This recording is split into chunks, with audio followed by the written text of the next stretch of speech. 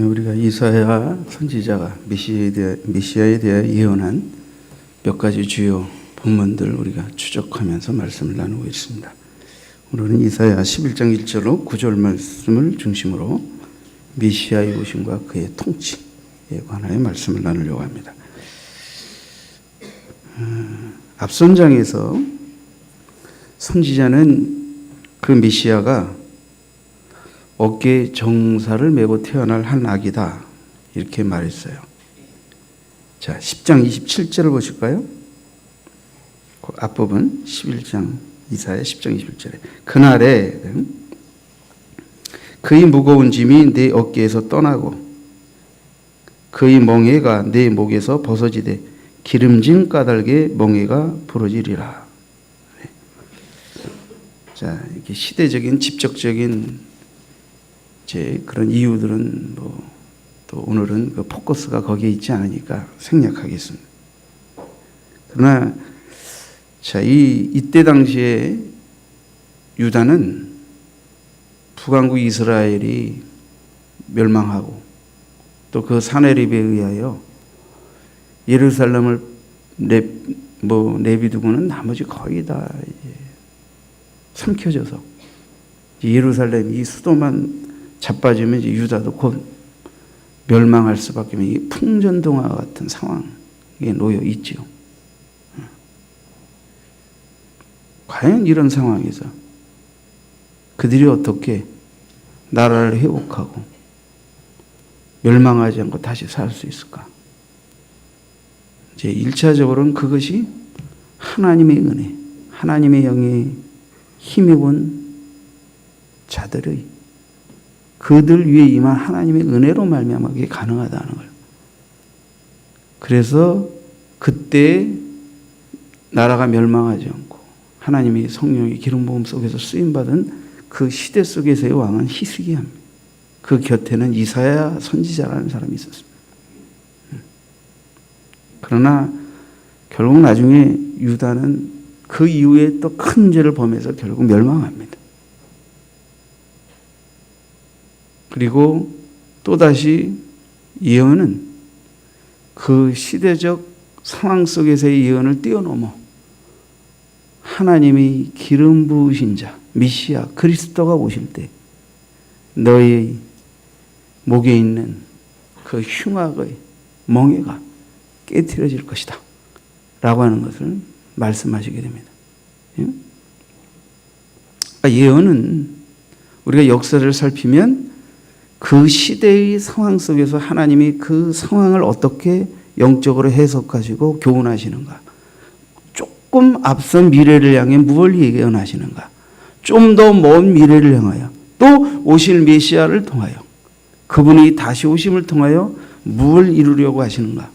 물론 모든 예언이 다 이런 예언에 다양한 포커스가 있는 것은 아니지만 적어도 이사야서는 굉장히 그 시대적인 것뿐만 아니라 오실 메시아와 다시 오실 재림주에 이르는 그 굉장히 그 예언의 지평이 아주 멀고도 넓다 하는 것을 우리가 기억해야 돼요. 자, 오늘은 우리가 이 본문 속에서 이사야가 이 예언을 하게 된 동기는 그 시대의 그 현재적 상황 속에서의 어떤 메시지이죠. 그렇지만 그런 역사의 현재적 포커스보다 그 다음 포커스, 메시아가 오실 때는 어떻게 할 것이고 어떻게 될 것이냐 하는 부분을 또한 말씀하신 이런 메시아의 오심과 그분의 통치 속에서 이루어질 일에 관한 쪽에 포커스를 맞추고 계속해서 말씀을 좀 이어가도록 하겠습니다. 여러분, 그 이스라엘 백성들의 목에 멍에가 어떻게 벗겨지냐면 그들이 목이 기름진 까닭에 멍에가 부러진다 그랬어요. 이제 두 가지로 해석할 수가 있어요. 하나는 이 기름지다라는 말이 하나는 살찐다라는 말이고 또 하나는 기름에 관한 거예요. 기름. 그래서 대부분의 번역은 목에 살이 쪄서 더 이상 그 목에 들여진 멍에가 버텨내지 못하고 벗겨져서 부러졌다. 이런 식으로 다들 해석을 합니다. 그래서 이스라엘 백성들은 아수르의 노예나 명예가 될 자가 아니고 하나님이 은혜를 주셔서 자유인으로 보호받고 지켜냄을 당할 자들이다. 이런 식으로 대부분 이제 해석을 합니다. 그런 이제 그 시대의 역사적인 상황 속에서 해석이죠. 그러나 또 다른 해석이 하나 있어요. 뉴 킹 제임스 버전에서는 이걸 이렇게 번역을 했어요. 다시 말해 이 기름지는 것이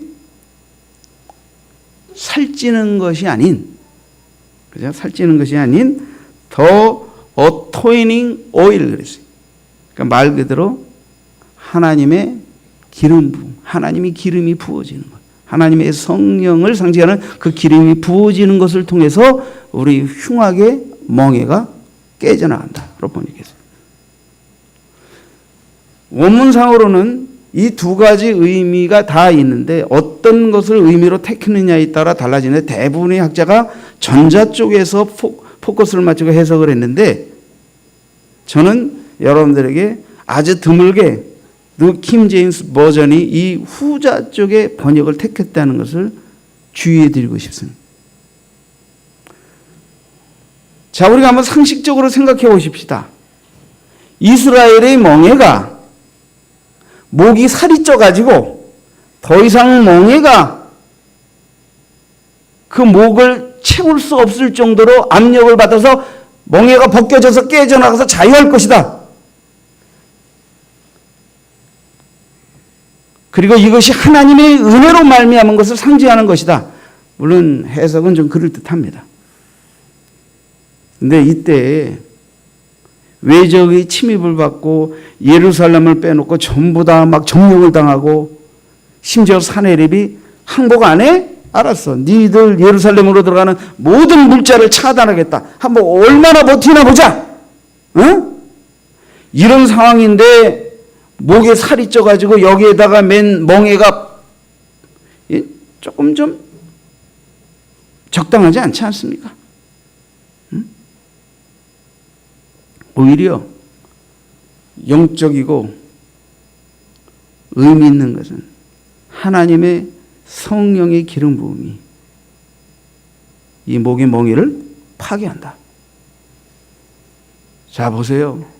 실제로 히스기야 왕 때 사내립이 여호와를 조롱하면서 항복하라고 그냥 여호와 이름을 조롱했을 때 이사야가 그전에는 하나님을 온전히 의지하지 못했지만 이제는 살 길이 하나님께 있다고 생각하여 이사야에게 기도해 달라고 그러고 하나님 앞에 베옷을 무릅쓰고 금식하며 부르짖죠. 그리고 하나님의 응답과 승리케 하심을 믿고 찬양대를 도직해서 하나님을 찬양하는데 하나님이 그때 천군을 동원해서 사내립의 군대 10만을 그냥 쳐 없애버리셨어요. 육적 전쟁은 10만을 쳐 없애려면 수많은 군사가 죽기도 하고 월등한 무술 실력을 가져도 상당히 남을 죽일 때 살상을 당하게 돼요. 근데 여호와의 천군이 한 칼을 빌 때 아수르의 군대의 10만이 축풍낙엽처럼 쓰러진 줄 믿습니다. 아멘 안 하시네? 성경을 그러니까 읽으시라고. 성경을 너무 모르면 무식하면 이 말씀이 전달될 때 이게 와닿지가 않아요. 뭐 어쩔 수 없지. 앞으로 읽을 거죠? 그리고 고국에서 안 좋은 소식이 들려서 사내립 군대가 다 회군해가지고 그 밤에 암살당하지 않습니까? 자, 보세요.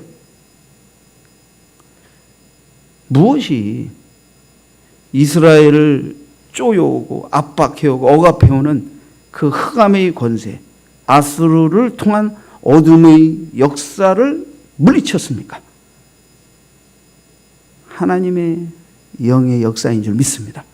하나님의 영의 기름 부음 받은 선지자와 하나님의 영의 기름 부음 받은 왕과 그들의 에게 임한 하나님의 계시를 한 목소리로 따르고 헌신하는 그 백성들과 하나님의 영의 보냄을 받은 천군에 의하여, 그죠? 그 이스라엘의 멍에 족쇄를 매는 그 결박을 하나님께서 깨트려 버리신 줄 믿습니다. 여러분, 이런 기름 부음은 그 기름 부음이 선지자에게 임했을 때는 하나님의 예언의 음성으로, 왕에게 임했을 때는 나라를 지키고 다스리는 지혜와 능력의 힘으로, 그죠? 또 때로는 선지자에게 기름 부어진 그 말씀은 단순히 그 입에서 외쳐지는 말씀이지만 이것이 말로 끝난 것이 아니라 이 말씀 앞에 겸손하게 교만을 꺾고 회개하고 뉘우친 자에겐 하나님의 위대한 구원과 치료가 임하지만 이 말씀을 대적하여 거역하고 그 교만과 완악함을 회개하지 않은 자에겐 그게 불멍덩이가 되어서 그들이 교만한 목을 다 꺾은 그 능력 있는 말씀입니다. 그러니까 하나님의 기름 부어진 말씀은 간단치 않아요. 그 말씀이.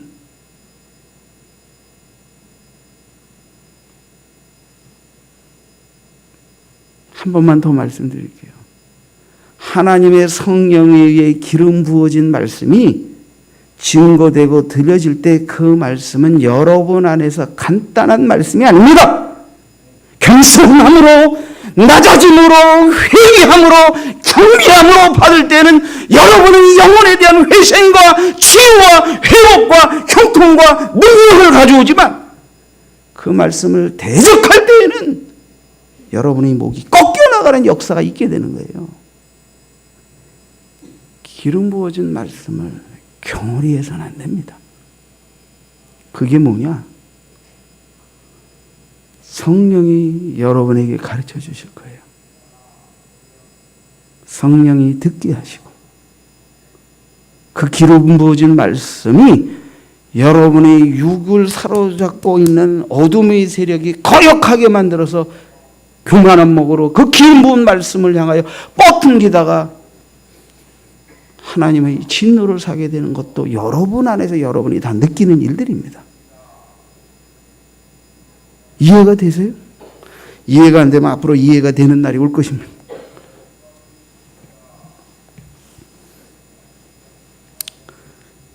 여러분, 그리스도는 누구이십니까? 하나님의 기름 부음으로 하나님이 보내신 메시아로서 구세주로서의 사명을 완수할 자로 이 땅에 보내심을 받은 분입니다. 자, 그분은 누구신가? 첫째, 이새의 줄기에서 나는 싹으로 오셨다. 참 표현이 이새의 줄기에서 나는 싹으로 오셨다. 이게 뭔 뜻입니까? 이새는 다윗의 아버지입니다.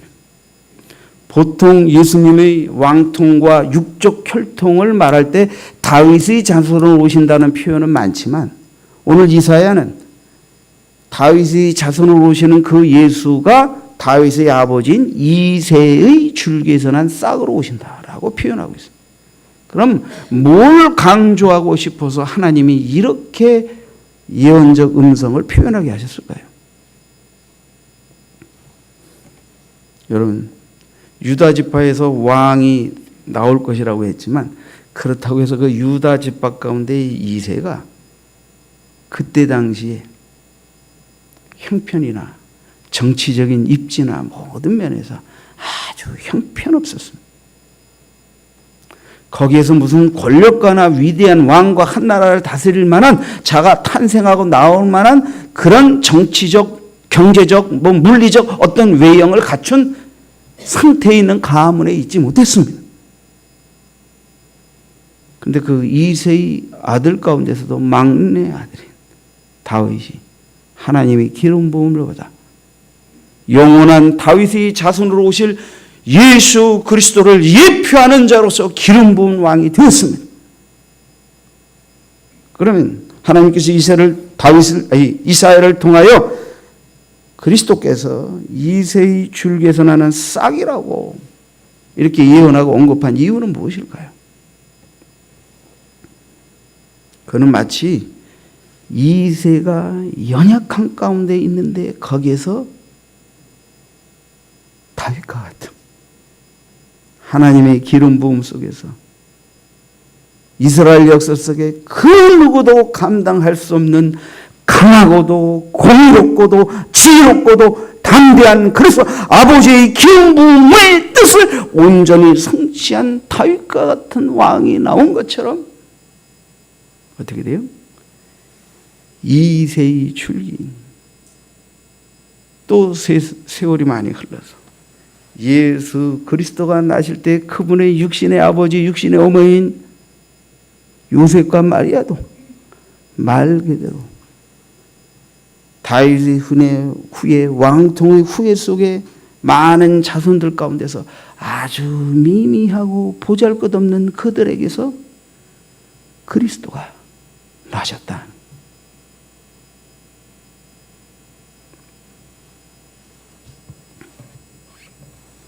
여러분, 이사야서 53장 2절에 보면 이사야는 고난받는 메시아로 오실 예수 그리스도에 대해 이렇게 표현했습니다. 그는 주 앞에서 자라나기를 연한 수은 같고 마른 땅에서 나온 뿌리 같아서 고운 모양도 없고 풍채도 없은즉 우리 보기에 흠모할 만한 아름다운 것이 없도다. 그는 주 앞에서 자라나기를 연한 수은 같다. 이새의 줄기에서 나온 싹 연한 순과 같다 하는 것이 성경의 언급입니다.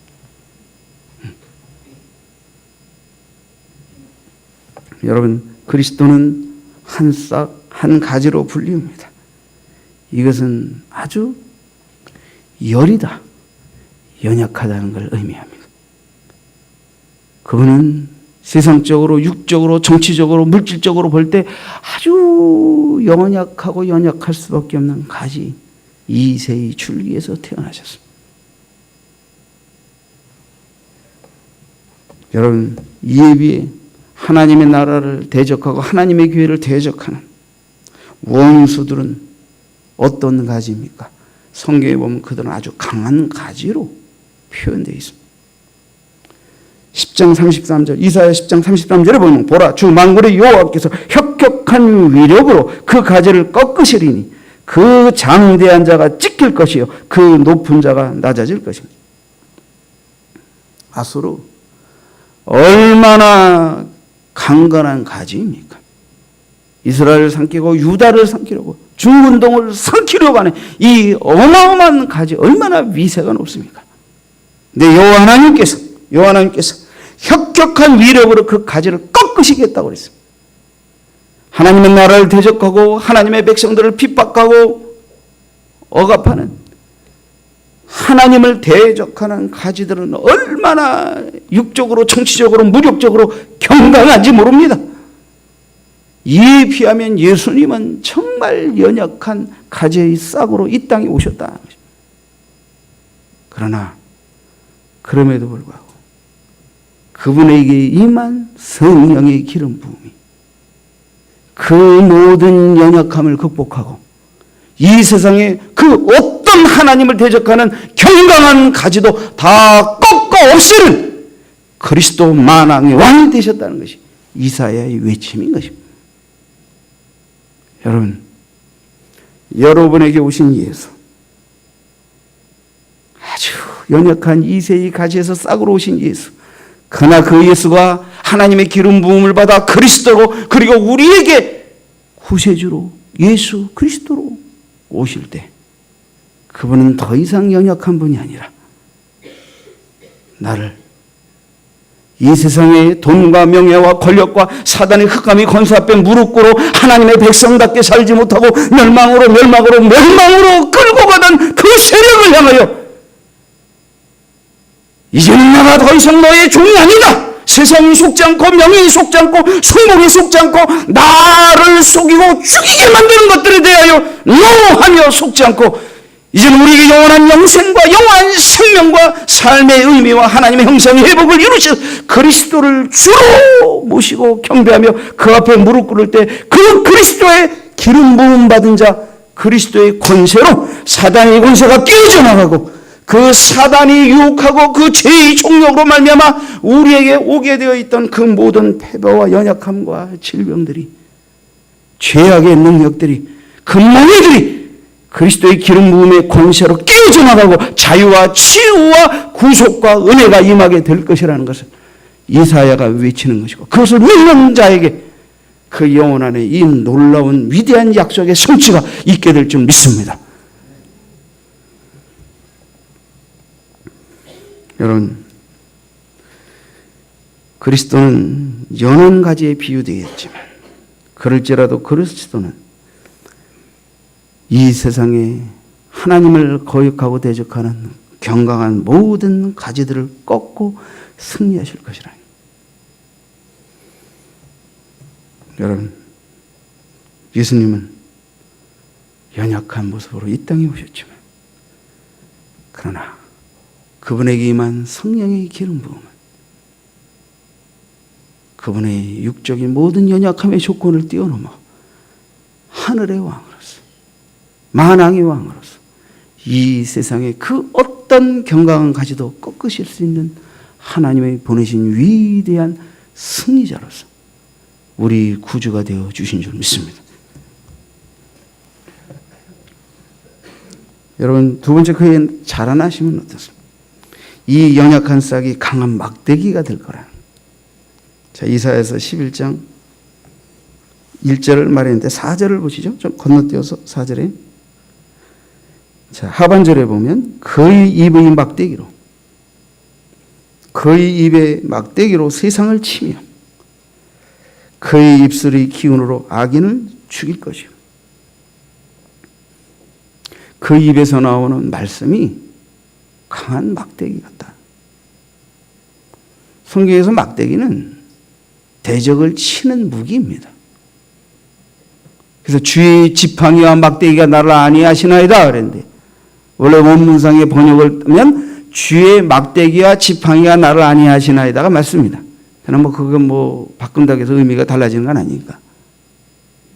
그래서 하나는 양들을 인도하고 구출을 내는 지팡이고, 하나는 사나운 짐승으로부터 양떼를 지키기 위해서 싸우는 무기로 사용하는 거예요. 이게 막대기란 말이에요. 여기 기름 부음 받은 자, 그리스도의 입에서 나오는 그 막대기, 그 말씀은 그를 대적하는 모든 원수 마귀의 힘을 꺾는다, 파괴한다. 그러므로 여러분, 우리가 예수를 믿는다는 것은,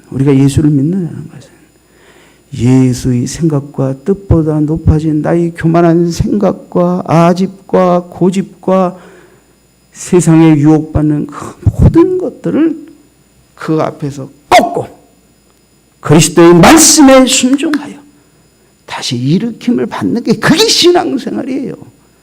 그러니까 신앙생활을 하면 마귀에게 엎드리던 것이 깨져 나가야 하고,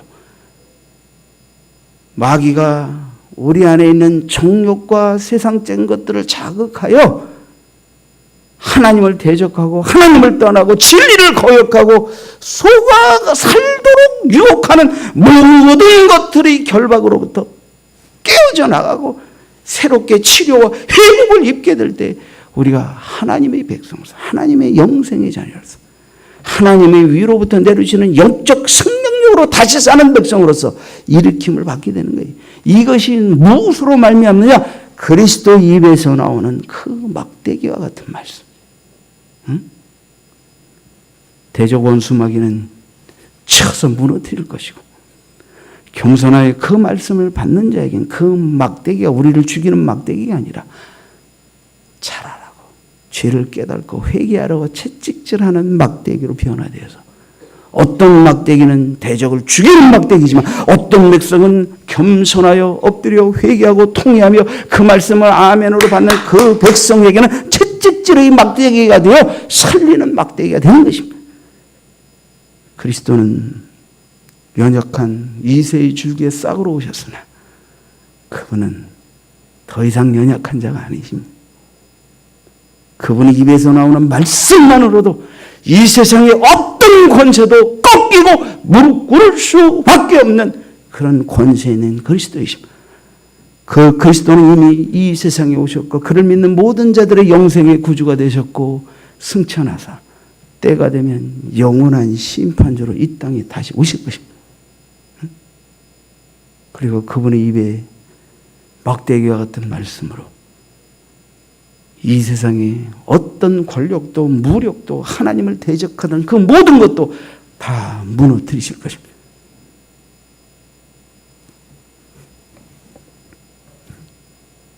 여러분, 그 그리스도에게는 2절에 보니까 그 위에 여호와의 영, 지혜와 총명의 영, 모략과 재능의 영, 지식과 여호와를 경외하는 영이 강림했다. 그래서 그리스도는 이 여호와의 영을 힘입어서 가장 하나님의 뜻을 온전히 알고 받도록 순종하여 가장 온전히 하나님을 경외하며 영광 돌리는 그리스도로서 귀한 사명을 감당하게 되실 것이라는 것입니다. 여러분, 이걸 아셔야 돼요. 여호와에게 임했던 그 영이 우리에게 임하게 될 때 우리는 하나님의 뜻을 온전히 알고 분별하고 순종하게 되고 가장 가슴에서부터 우러나오는 전심의 경외의 예배를 하나님께 올리게 될 줄 믿습니다. 여러분, 예수님을 아십니까? 예수님이 누구이신지를 아십니까? 아까 우리 성탄 찬송, 성탄절에나 부르는 줄 알았던 찬송 불렀죠? 응? 117장. 117장 가사 가운데 보면 만백성 기뻐하여라 하늘의 평화가 저마귀 권세 이기고 우리를 구했네. 이 의미를 아시면 이 찬송이 그냥 불려질 수 없습니다. 저는 이 찬송을 부르는데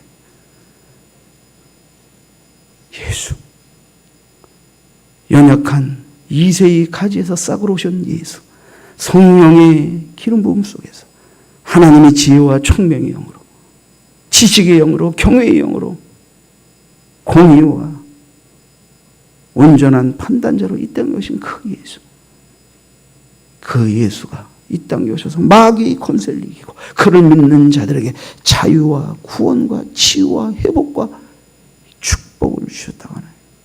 이 놀라운 언약이 내 안에, 우리 안에 임하여 있다는 이 체험과 이 감동, 이 찬송을 부를 때 정말 눈물 없이 감동 없이 하나님 앞에 이 찬송을 부를 수 없게 만드는 것입니다. 여러분에게 이런 감동과 이런 주의 영에 깨닫게 하신 것, 그 그리스도로 말미암은 은혜와 구원과 그 축복의 의미를 영혼 안에서 깊이 느끼게 되는 감동이 있기를 주의 이름으로 축원드립니다. 세 번째, 그의 통치. 그는 통치 권세를 위임받았습니다. 통치라는 것은 다스림입니다. 하나님의 나라라는 것은, 그죠? 천국이라는 걸 하나님의 나라인데 그것은 바로 뭐예요? 하나님의 보내신 구세주 예수 그리스도께서 하나님의 위임받은 권세로 다스리신다는 거예요. 그러니까 주가 다스리는 나라, 주가 다스리는 나라가 하나님의 나라, 그게 천국입니다.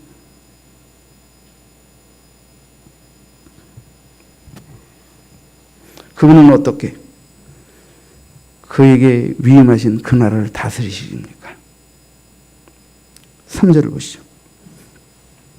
그가 여호와를 경외함으로 즐거움을 삼을 것입니다.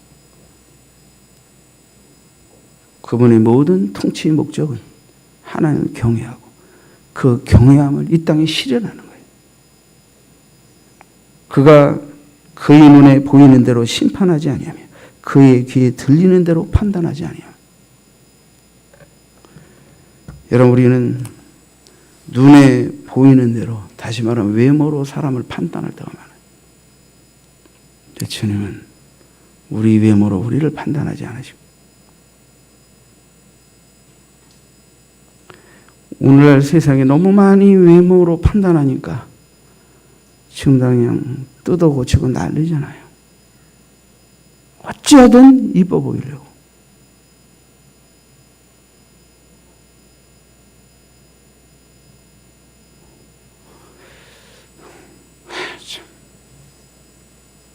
전 KBS 사장이, MBC 사장이 다양한 개성 있는 출중한 자연 그들의 미모의 탤런트들을 연속극에 출연시키고 그렇게 해서 이 나라 백성들의 오염되고 병든 생각과 마음을 좀 뜯어 고칠 수 있는데 일했으면 좋겠어요. 아멘! 그래서 더 이상 성형외과 의사가, 나는 의사 중에 제일 불쌍한 의사가 성형외과 의사라고 생각해요. 치료 목적의 성형외과 의사 빼고 인간의 허영심과 끊임없는 더 이뻐지고 잘생기고 싶다는 목마름을 채워주는 성형외과 의사. 참 의술을 배워서 이 땅에서 살아가는 동안에 이렇게 의술을 사용하다 가는 이 불쌍한 인생이 되서는 안 되겠어요.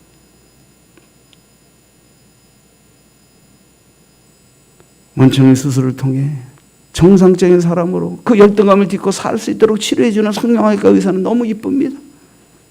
그렇죠? 정말 나이 들어서 눈이 주저앉아서 눈을 떠도 뜬 것 같지 않아서 보는데 지장이 있어서 그래서 이걸 들어 올려서 잘 보이게 해주는 성형외과 의사는 위대합니다. 내가 그런 분들은 뭐라고 말하는 건 아니에요. 대충 그만하면 잘생긴 축에 속하는데도 조금 더 잘생겨 보려고 찍고 째고 난리 치지 않습니다. 그렇다고 또 찍고 짠 여러분들에게 뭐라고 얘기하려고 하는 건 아니에요. 그렇죠? 오해는 없으시길 바라요.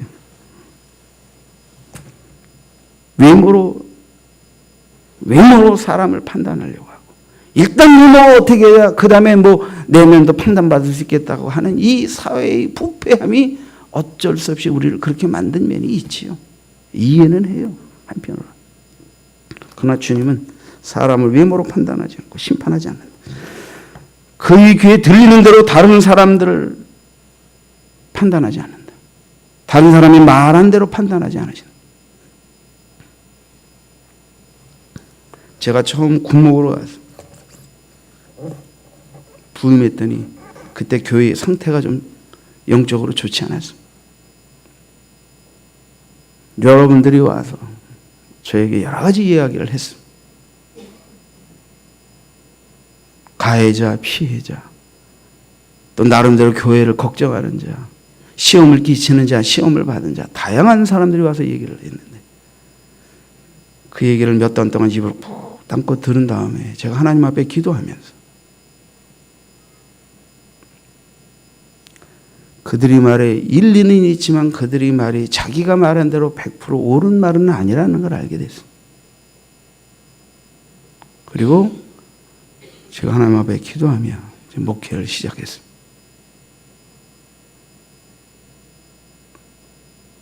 그때 일어난 많은 상황들은 이야기할 수는 없지만 정말 별일들이 많았습니다. 그러나 보세요. 주님은 시험을 끼친 자의 입장에서의 말, 시험을 당한 자의 입장에서의 말, 영적으로 나름대로 교회를 걱정하며 분별하는 마음으로 목회자에게 도움을 주려고 했던 말, 또는 육적으로 시기와 질투와 화에 매여서 남을 비난하고 정죄했던 말, 수많은 말들을 주의 종이 들으면서 거기서 하나님은 성령으로 역사하사 옳지 않은 것들을 걸러내시고 하나님의 지혜의 영으로 분별해서 교회를 위해 영혼들을 살리는 일을 위해 치료하는 일을 위해 목양하게 하셨습니다.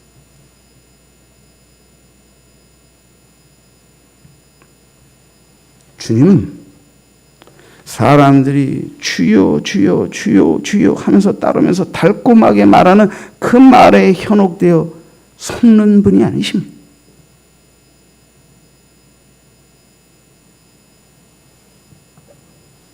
주님은 사람의 마음, 그 마음속 깊은 곳에 있는 동기를 판단하실 수 있는 분이십니다. 그러므로 하나님의 영, 그 사람의 깊은 것도 통달하시고 하나님의 깊은 것도 통달하시는 하나님의 성령은 속일 수 없습니다.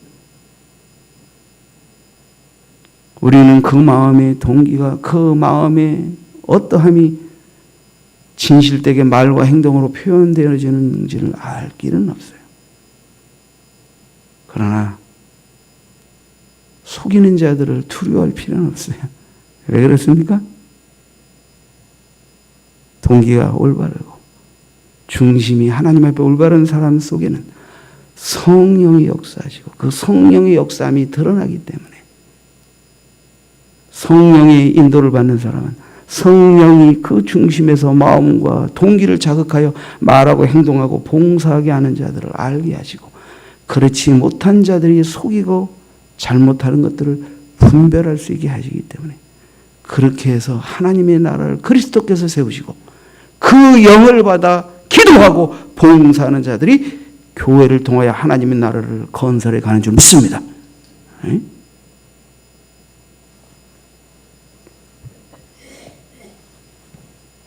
여러분, 그의 통치는 공의, 하나님의 공의의 뜻을 받들어서 통치하시고 주님은 세상의 겸손한 자도 판단하신다고 했습니다. 하나님은 세상의 겸손한 자들을 그분의 정직의 잣대로 바로잡으시고 판단하실 것이라.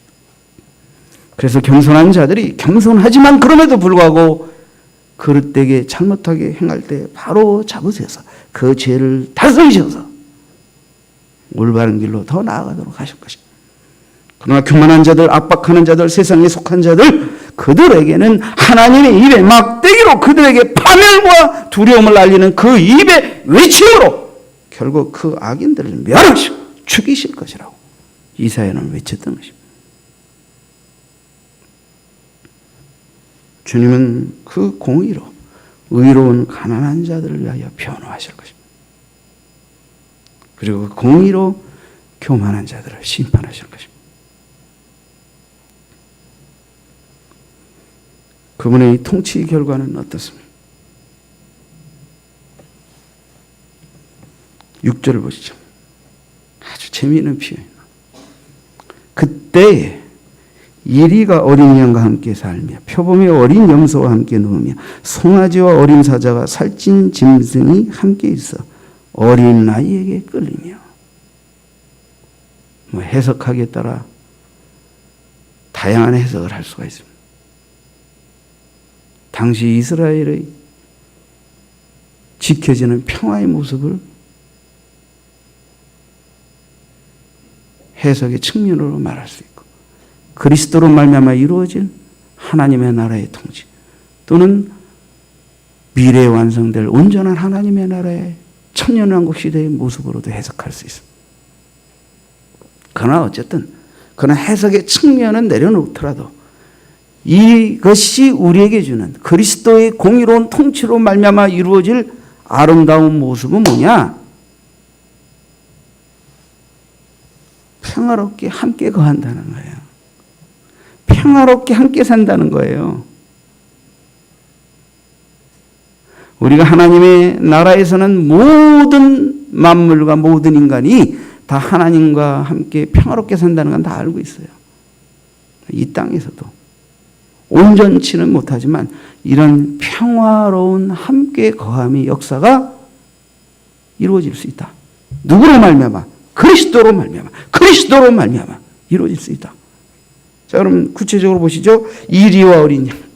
이리는 잡아먹는 거고 양은 잡아먹히는 거예요.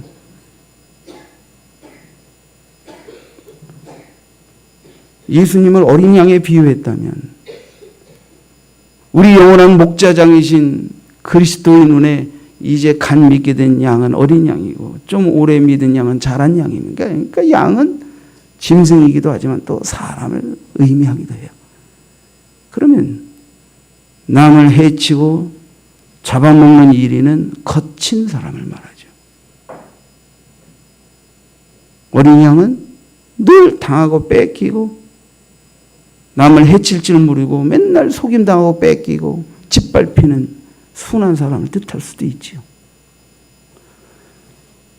이런 자들이 다 함께 사는 날이 온다는 거예요. 그럼 이 말은 무슨 뜻입니까? 거친 자들이 남의 것을 빼앗고 죽이고 그랬던 자들이 예수 믿어 회개하고 그 독이 빠진다는 거예요. 그 쓸데없이 남을 해치는 힘이 죽는다는 거예요. 온유해진다는 거예요.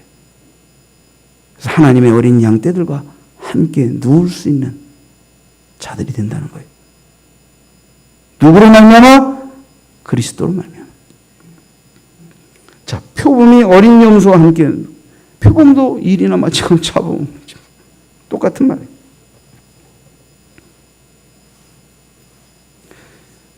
송아지와 어린 사자와 살찐 짐승이 함께 있고 어린아이에게 끌린다. 어린아이. 얼마나 평화로운 모습입니까? 사나운 짐승과 유약한 짐승들이 일이나 표범이나 사자나 이런 사나운 짐승과 염소와 어린 양과 유약한 짐승들이 다 서로를 해치지 않고 평화롭게 동거하며 정말 이런 평화로운 동거의 가장 이상적인 모습으로 그들이 누구를 따른다? 어린아이를 따른다. 이거보다 더 평화로운 모습이 어디 있습니까? 여러분, 우리가 예수 믿으면 세상에서 어떤 높은 자, 어떤 강한 자, 어떤 힘 있는 자라 하더라도 예수 믿으면 부드럽고 정결하게 되고 어린아이와 같아져서 자기보다 1살, 2살 더 많은 어린아이에게 이끌는 어린아이가 아닌데 어린아이 같아져서 어린아이에게 이끌리는 평화로운 모습이 어디에서? 세상에선 있을 수 없는데 하나님의 나라에서, 하나님이 통치하고 다스리는 나라에서 교회 안에서는 그런 일이 있을 수 있는 것입니다.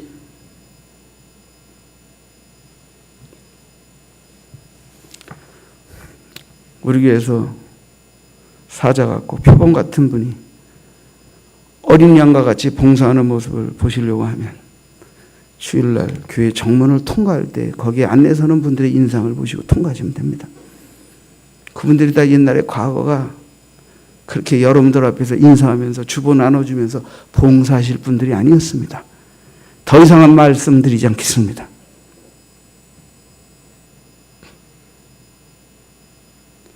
특히 누구를 향하여 말씀하시는 거야 이렇게 자꾸 생각하지 마세요.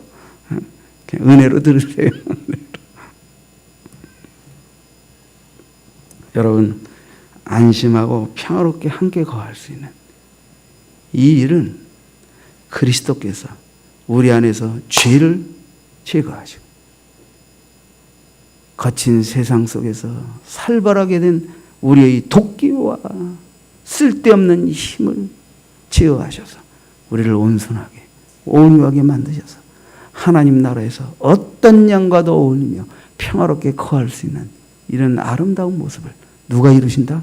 그분이 이루신다. 그래서 우리는 교회 안에서 이걸 연습하는 거예요. 온전한 천국의 완전한 이런 함께 안심하고 평화롭게 거하는 거함이 이루어질 그 나라를 그리며 이 땅에서 그렇게 사는 연습을 좀 하는 거예요. 아멘? 가정 안에서도 하는 거예요. 가정의 행복에 아주 온전한 비법 하나를 가르쳐 드릴게요. 그리스도께서 통치하시면 됩니다. 그리스도께서 남편을 다스리시고 그리스도께서 아내를 다스리시고 그리스도께서 자녀들을 다스리시고 그리스도께서 다스려서 강한 자나 약한 자나 다 온유해지면 거기에 온전한 가정의 평화가 이루어집니다. 평화가 이루어집니다. 아직도 여러분의 가정 안에 성도들 간에 온전한 평화가 이루어지지 못한 연약한 부분들은 그리스도께 다스려짐으로 인하여 완성되어져 갈 것입니다.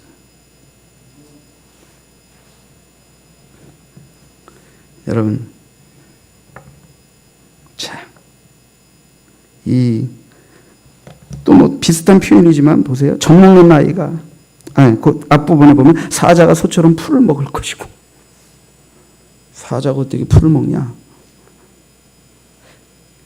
아마 에덴에선 그랬을 거예요. 인간도 열매만 풀만 먹고도 살았어요. 인간의 타락하고 난 후에 하나님이 고기도 먹게 하셨어요. 그러니까 하나님의 온전한 나라가 이루어질 때 더 이상 사나운 짐승이 남의 생명을 죽여서 먹는 일이 없이 풀과 열매를 먹게 될 거예요. 우리도 그래도 되고.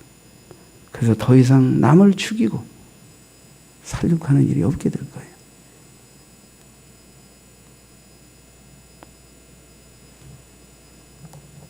젖 먹는 아이가 독사의 구멍에서 장난하는, 독사가 독이 빠져서 물 일도 없고 물려서 죽을 일도 없고 어린아이와 함께 장난치는, 이게 그리스도의 통치로 이루어집니다.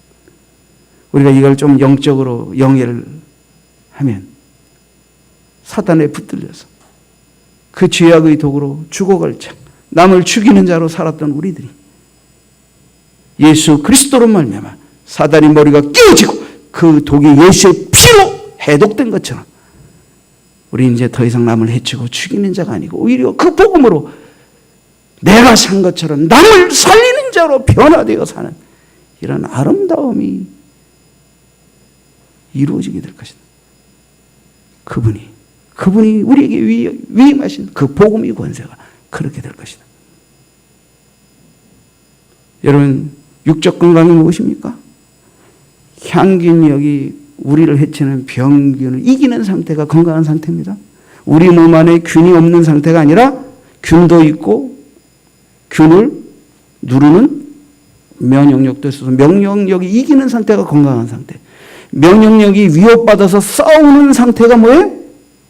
약간 감기가 나고 열이 나고 막 고열이 나고 그러는 거죠. 근데 그 균들이 힘을 왕성하게 하다 면역력을 누르고 좀 더 큰 지병을 만드는 상태가 뭐예요? 우리에게 각종 고질병들이 오는 상태예요. 어떻게 해야 됩니까? 병이 되어서 염증이 생긴 부분을 도려내고 암덩어리를 도려낸다고 완전하게 치유됐다고 볼 수 있습니까? 완전한 치유는 면역력의 회복입니다. 병덩어리를 만들고 암덩어리를 만들고 병을 만들어낸 그것을 근본적으로 이기는 면역력의 회복입니다. 그 면역력의 회복이 건강을 가져오는 것이죠.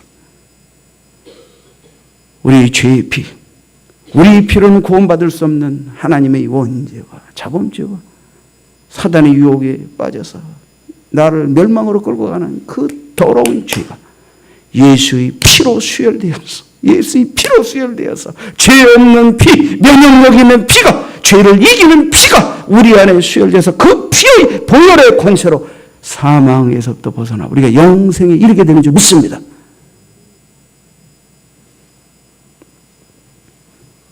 옛날 CCC 총재였던 김중구 목사님, 우리가 이 영원히 사는 것은 예수의 피로 수혈받을 때만 가능하다고, 그 보혈의 공로를 그렇게 비유적으로 칼럼에서 말씀하신 것이 생각이 나요. 여러분, 예수는 죄와 사망 권세를 이기게 하는 보혈의 은혜를 우리에게 입혀주셨습니다. 그 힘이 우리 마음을 치료하고 그 힘이 우리의 육체의 면역력을 강화시켜서 영혼의 치유, 마음의 치유, 육체의 질병의 치유에 은총이 거기에서부터 나오는 거예요. 이게 근원입니다. 이게 모든 우리의 전격의 치유의 뿌리입니다. 그리스도만이 모든 치유와 구원의 근원자이심을 믿으시기 바랍니다. 여러분, 그리스도는 이새와 같이 연약한 줄기 싹으로 오셨으나 그분은 성령의 기름 부음으로 아버지 온전하신 뜻을 이룰 자로 만왕의 왕으로 하나님이 위임받은 권세로 그를 믿는 모든 자들을 다스리시고 거역하는 모든 자들을 심판하실 자로 이 땅에 오셨습니다. 그분을 믿고 회개하고 그분을 닮아 그분 안에 거하면 어떤 거친 자도 독 있는 자도 남을 죽이려던 자도 서로 살고 서로 살리는 자로 살 수 있는 이 놀라운 은혜가 그리스도의 통치의 은혜 아래서 주어지는 것입니다. 그러므로 여러분, 주의 성령이 여러분에게 임하는 순간 어떤 역사가 나타납니까? 전에는 별것 아닌 걸로 정죄하고 화내고 때로는 막 죽일 듯이 이 마음에서 독이 나왔는데 성령이 임하니까 여러분 안에 독이 빠지고 남의 독을 오히려 해독하는 예수의 피의 사랑을 나누는 자로 여러분이 변화되어서 그래서 가정이 변화되고 부부관계가 변화되고 자녀관계가 변화되고 성도관계가 변화되고 여러분의 인간관계가 변화되는 거예요. 이런 화목과 평화의 역사, 그리스도의 은혜, 그리스도의 영의 은혜로 말미암아 이루어지는 거예요. 자, 이제 이사야는 결론적으로 9절에 보십시오.